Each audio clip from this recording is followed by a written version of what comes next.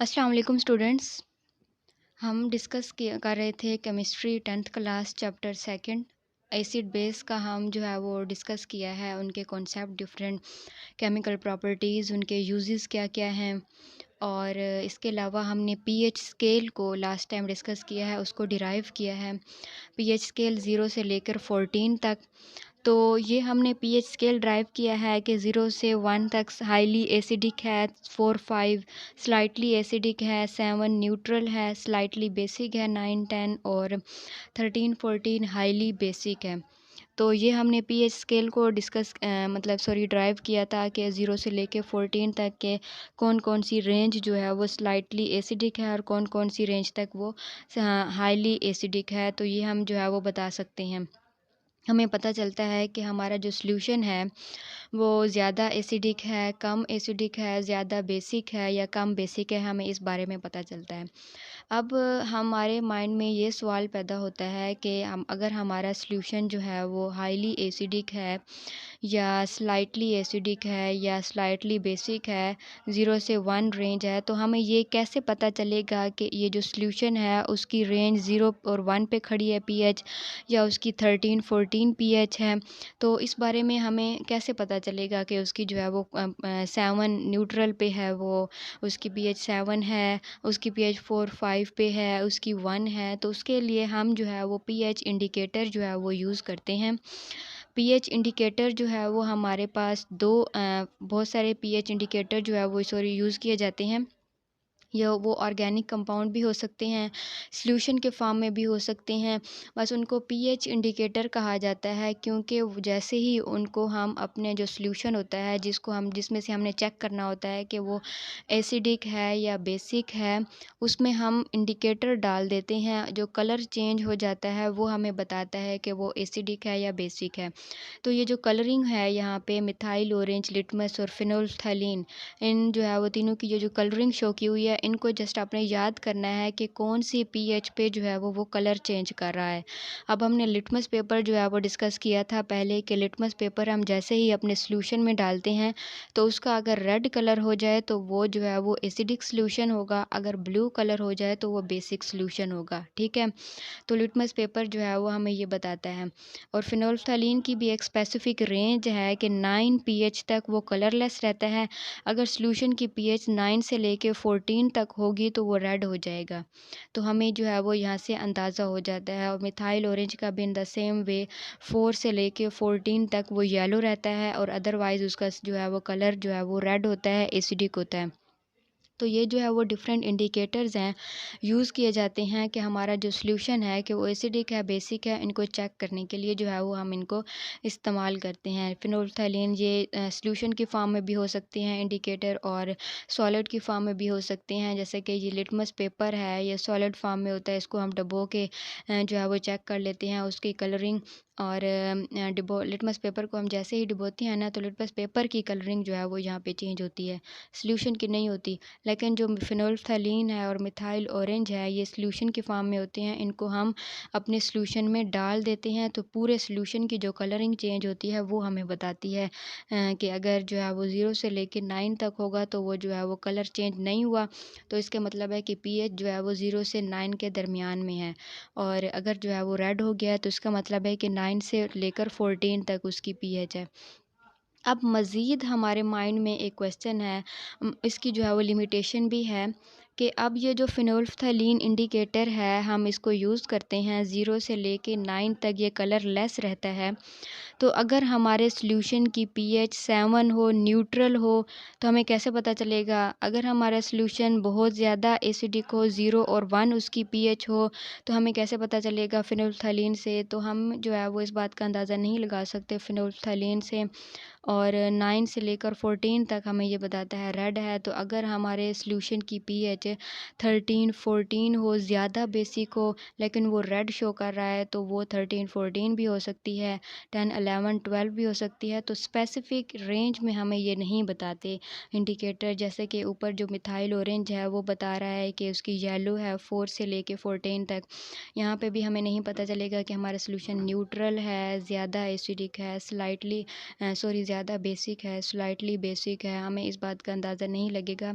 In the same way जो litmus litmus paper है वो हमें जो है वो रेड बताता है, एसिडिक होगा 7 तक वो रेड हमें बताता है, और हमें ये नहीं बताता स्लाइटली एसिडिक है, स्लाइटली बेसिक है, किस बेस पे जो है वो खड़ा है। तो इस वजह से हम जो है वो यूनिवर्सल इंडिकेटर यूज़ करते हैं। वो डिफरेंट पीएच मिक्सचर होता है, डिफरेंट कलर्स का, डिफरेंट पीएच वैल्यूज़ होती हैं।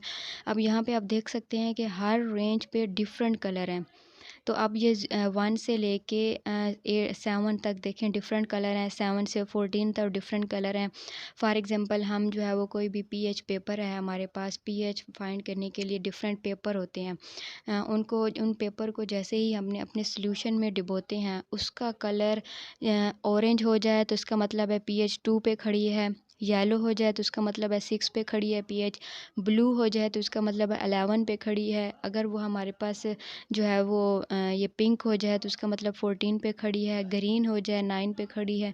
तो हमें जो है वो स्पेसिफिक यहाँ पे पीएच बताता है कि यहाँ पे अगर 2 है तो मतलब ज़्यादा एसिडिक है, अगर वो 9 पे खड़ी है तो स्लाइटली जो है वो बेसिक है। तो ये जो इस कलरिंग है, हम जो पीएच पेपर डालते हैं सॉल्यूशन में, जो पेपर का जैसा भी कलर होगा वो हम यहाँ पे जो है वो मैच करेंगे इस यूनिवर्सल इंडिकेटर से। तो हमें जो है पता चल जाएगा कि पीएच जो है वो असल में खड़ी कहाँ है हमारे सॉल्यूशन की। तो ये जो है वो बहुत ही बेस्ट वे है पीएच को जो है ना फाइंड करने का। हमें जो है वो बिल्कुल स्पेसिफिक जो है वो रेंज में हमें पता चलता है कि पीएच जो है वो कहाँ पे है, 3-4 पे खड़ी है या 11-12 पे है। तो हमें जो है वो स्पेसिफिक रेंज में पता चल जाता है कि हमारी पीएच असल में कहाँ है। नेक्स्ट हमारे पास है पीएच मीटर। ये इंस्ट्रूमेंट है और इसको हम इस तरह यूज़ करते हैं कि ये जो आप देख सकते हैं कि एक रॉड नुमा इलेक्ट्रोड है वो सॉल्यूशन में डुबोया हुआ है। तो ये जो हम जैसे ही सॉल्यूशन में डुबोते हैं तो यहाँ पे पीएच उस मीटर के ऊपर जो है वो वैल्यू आ जाती है पीएच की। तो हम इस तरह फाइंड कर सकते हैं। ये भी बहुत बेस्ट वे है फाइंड करने का, लेकिन ज़्यादातर हम यूनिवर्सल इंडिकेटर यूज़ करते हैं पीएच फाइंड करने के लिए। अगर हमारे पास जो सॉल्यूशन है ज़्यादा डेंजरस है, हम जो है वो पीएच पेपर उसके अंदर नहीं डाल सकते, तो हम जो है वो पीएच मीटर रॉड जो है वो इलेक्ट्रोड उसमें डाल देते हैं। तो हमें जो है वो पीएच का अंदाज़ा हो जाता है कि हमारे पीएच जो है वो कहाँ पे है। तो ये हमारे पास था इंडिकेटर्स हम डिफरेंट यूज़ करते हैं। Universal indicator is the best way to define pH. अब डिफरेंट प्रॉब्लम्स हैं हम यहाँ पे डिस्कस करने हैं। अब हमारे पास जो फर्स्ट प्रॉब्लम है, हमने पीएच फाइंड करनी है। हमारा हाइड्रोक्लोरिक एसिड सॉल्यूशन है और उसकी वैल्यू है 0.01 मोलर। HCl है, HCl अब उसको हम पहले सबसे पहले आयनाइज़ करेंगे, मतलब उसकी हम आयन में उसको कन्वर्ट करेंगे। HCl H पॉजिटिव और Cl नेगेटिव उसमें आयन्स होते हैं। तो इसकी आयनाइजेशन रिएक्शन पहले हम लिखेंगे H पॉजिटिव और Cl नेगेटिव। अब हमारे पास जो pH का फार्मूला है, pH is equal to minus log H positive. तो यहाँ पे H पॉजिटिव की उन्होंने वैल्यू बताई है 0.01 मोलर। इट मीन्स ये जो 0.01 है, हम ये जो इसको हम नहीं लिख सकते क्योंकि इसका हम लॉग नहीं निकाल सकते। तो हम इसको क्या करेंगे कि जो 1 से लेफ़्ट साइड पे जितनी भी सिफर हैं, जितनी भी ज़ीरो हैं, उनको हम एक्सपोनेंट में लिख देते हैं, माइनस एक्सपोनेंट। अब यहाँ पे 10⁻⁻² है तो 2 सिफर हैं तो हमने इधर -2 लिख दिया है। ठीक है। अब according to mathematical rule logarithm का हम इस तरह करते हैं कि कोई भी चीज़ जो एक्सपोनेंट में होती है हम उसे लॉग से पहले लिख लेते हैं। अब ये जो माइनस है, लॉग से पहले एक नेगेटिव है और 2 के साथ भी नेगेटिव है, दोनों नेगेटिव आपस में मिलके पॉजिटिव में कन्वर्ट हो जाएंगे। तो हमारे पास +2 हो जाएगा और 2 log 10 हम लिख सकते हैं इसको। तो ये जो एक्सपोनेंट में चीज़ होती है हम उसे लॉग से पहले लिख सकते हैं। तो 2 log 10 हो जाएगा और log 10 जो है वो इज़ इक्वल टू होता है 1।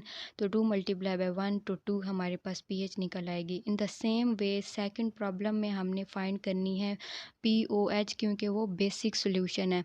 तो अब यहाँ पे ओएच जो है वो उसकी वैल्यू दी हुई है 0.001 मोलर। अब यहाँ पे 3 सिफर हैं तो हम इसको लिख सकते हैं 10⁻³ अब इस बिल्कुल सेम जिस तरह हमने पहले किया था, 3 log से पहले आ जाएगा 3 log 10, तो ये PHPOH की वैल्यू आ जाएगी 3। अब हमने फार्मूला पढ़ा था pH plus POH is equal to 14।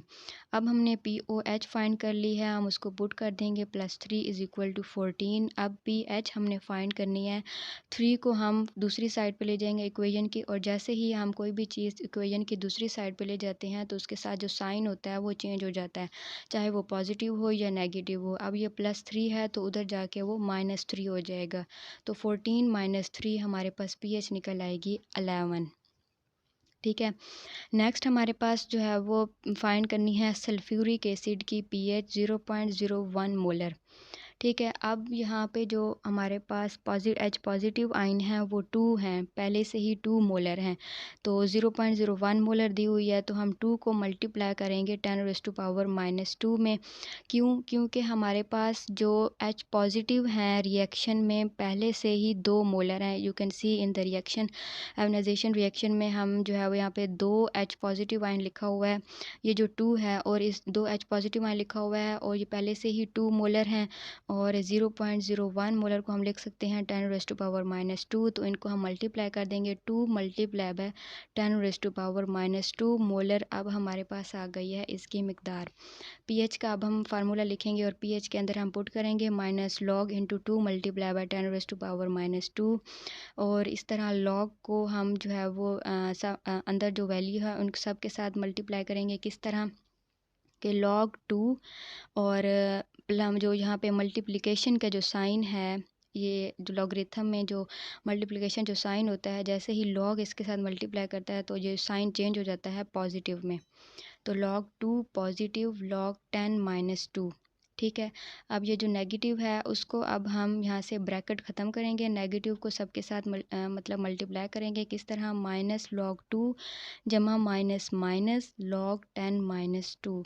ठीक है, अब ये जो log 10 - 2 है, इन द सेम वे हम माइनस और माइनस जमा हो जाएंगे, 2 log 10 हम लिखेंगे, और 2 log 10 की वैल्यू होती है 1, और 2 मल्टीप्लाई बाय 1, तो यहाँ पे जो है 0.3 + 2। अब ये -0.3 + 2 है, तो अब ये जो हमेशा जो बड़ी वैल्यू है उसके साथ जो साइन होता है ना वो आगे काउंट होता है। अब यहाँ पे 0.3 और 2 में से बड़ी वैल्यू 2 है, उसके साथ पॉजिटिव साइन है, और जो यहाँ पे 2 के साथ पॉजिटिव है और 0.3 के साथ नेगेटिव है, जमा माइनस माइनस, तो हम यहाँ पे इन दोनों वैल्यूओं को मनफी करेंगे, तो तफरीक करेंगे, 2 में से 0.3 हम निकालेंगे 1.7 आएगा, और +1.7 हमारे पास pH की वैल्यू यहाँ पे निकल आई है। ये बिल्कुल ही आसान तरीका है, लॉगरिथम के डिफरेंट रूल जो हैं वो यहाँ पे फॉलो किए गए हैं। मैथमेटिकल में जो है वो लॉग के डिफरेंट रूल जो है वो हम जो करते हैं कि इसमें जो है वो जो मल्टीप्लाई है, मल्टीप्लिकेशन का साइन चेंज हो जाता है पॉजिटिव में, और जो एक्सपोनेंट में जो चीज़ होती है वो हम log से पहले भी लिख सकते हैं, और इसके अलावा जो 2 log 10 है, इसमें log 10 की जो वैल्यू है वो 1 होती है, हमेशा आपने ये याद रखनी है कि log 10 की वैल्यू होती है 1। अब ये 1 निकल आई है, अब हम इसको 2 से मल्टीप्लाई करेंगे, और हमेशा जो वो साइन होते हैं, अगर प्लस और प्लस का साइन इकट्ठे आ जाएँ तो हम प्लस हम करते हैं, अगर प्लस माइनस हो तो हम उसको माइनस करेंगे, और अगर माइनस माइनस आपस में इकट्ठे आ जाएँ तो हम उसको एडिशन करेंगे, उसको जमा करेंगे, और जो हमेशा बड़ी वैल्यू के साथ साइन है उसी को हम जो है वो आगे लिखेंगे आंसर के साथ। ठीक है, ये जो आज तक के लिए इतना ही हमने इंडिकेटर पढ़े हैं। Universal indicator it is the main way to define pH। Universal indicator mainly use किया जाता है, बिल्कुल रिलायबल वे है फाइंड करने का। pH मीटर भी हम यूज़ करते हैं, और ये डिफरेंट प्रॉब्लम हमने डिस्कस किए हैं।